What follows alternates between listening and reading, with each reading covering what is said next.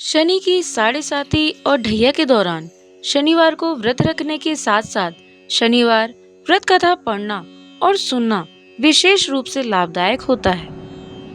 स्वागत है आप सभी का आज की इस नई वीडियो में। साथियों, आज हम आपको शनि महाराज की कथा सुनाने जा रहे हैं। कहते हैं जब शनि देव का प्रकोप आता है तब सभी कार्य सिद्ध होने से रह जाते हैं, अर्थात कोई भी कार्य सही तरीके से नहीं होता है।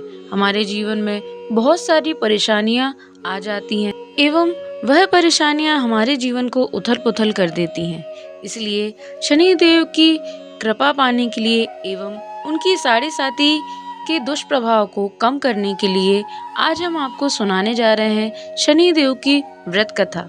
यह एक बहुत ही प्राचीन कथा है एवं इसे पुराणों में भी वर्णित किया गया है। आइए देर न करते हुए हम आज की वीडियो को प्रारंभ करते हैं। बोलिए गणपति महाराज की जय, बोलिए हनुमान जी महाराज की जय, बोलिए शनि देव जी महाराज की जय। एक बार की बात है, सभी नवग्रहों तथा सूर्य, चंद्र, मंगल, बुध, बृहस्पति, शुक्र, शनि, राहु और केतु में विवाद छिड़ गया कि इनमें सबसे बड़ा कौन है। सभी आपस में लड़ने लगे और कोई निर्णय न होने पर देवराज इंद्र के पास निर्णय कराने पहुंचे। इंद्रदेव घबरा गए और उन्होंने निर्णय करने में अपनी असमर्थता जताई, परंतु उन्होंने कहा कि इस समय पृथ्वी पर राजा विक्रमादित्य हैं, जो कि अति न्यायप्रिय हैं।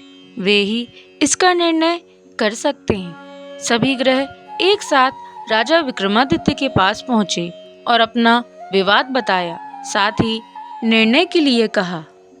राजा विक्रमादित्य इस समस्या से चिंतित थे, क्योंकि वे जानते थे कि जिस किसी को भी छोटा बताया वही क्रोधित हो उठेगा।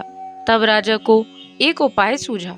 उन्होंने स्वर्ण, रजत, कांस्य, पीतल, सीसा, रांगा, जस्ता, अभ्रक और लौह से 9 सिंहासन बनवाए और उन्हें इसी क्रम से रख दिया।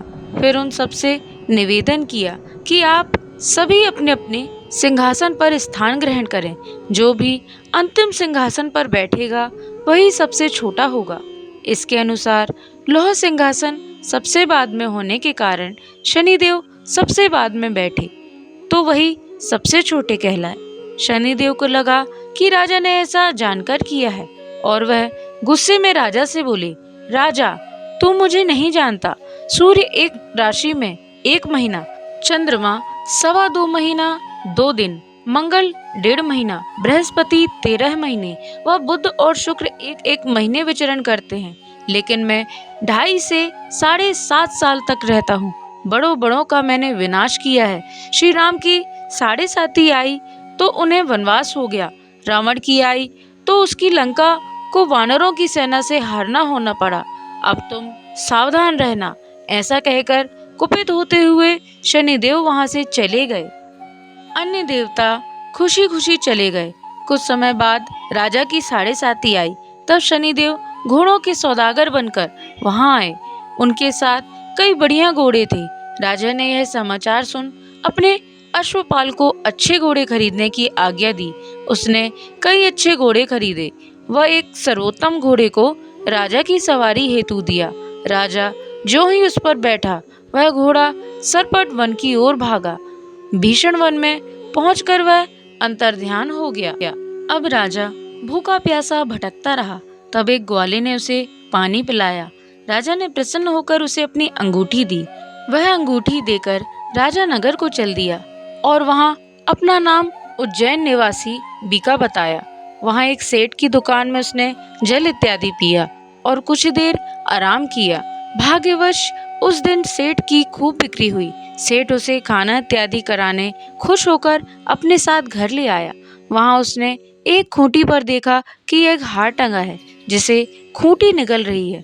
थोड़ी देर में पूरा हार गायब था।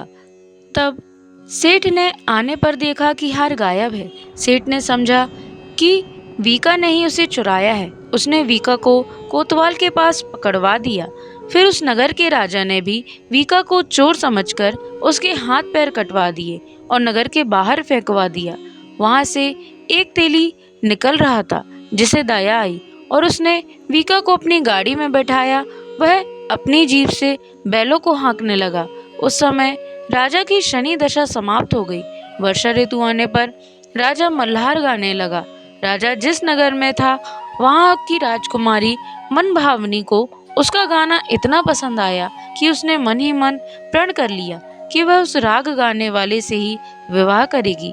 राजकुमारी ने दासी को राग गाने वाले को ढूंढने भेजा। दासी ने बताया कि वह एक चौरंगिया अपाहिज है, परंतु राजकुमारी ना मानी। अगले ही दिन से उठते ही वह अनशन पर बैठ गई कि विवाह करेगी तो उसी से ही करेगी।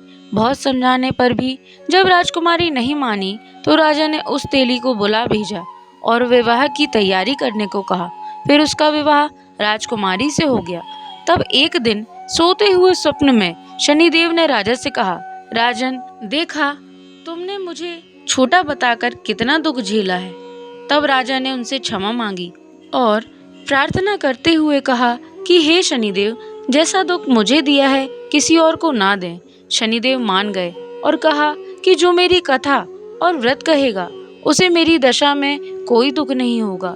जो भी व्यक्ति रोज मेरा ध्यान करेगा और चींटियों को आटा डालेगा उसकी सभी मनोकामनाएं पूर्ण होगी। और शनिदेव ने राजा को हाथ पैर वापस कर दिए। प्रातः आंख खुलने पर राजकुमारी ने देखा तो वह आश्चर्यचकित हुआ।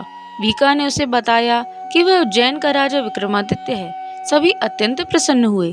सेठ ने जब सुना तो वह राजा के पैरों पर गिरकर क्षमा मांगने लगा। राजा ने कहा कि वह तो शनिदेव का क्रोध था, इसमें किसी का कोई दोष नहीं। सेठ ने फिर भी निवेदन किया कि मुझे शांति तभी मिलेगी जब आप मेरे घर चलकर भोजन करेंगे। सेठ ने अपने घर नाना प्रकार के व्यंजनों से राजा का सत्कार किया।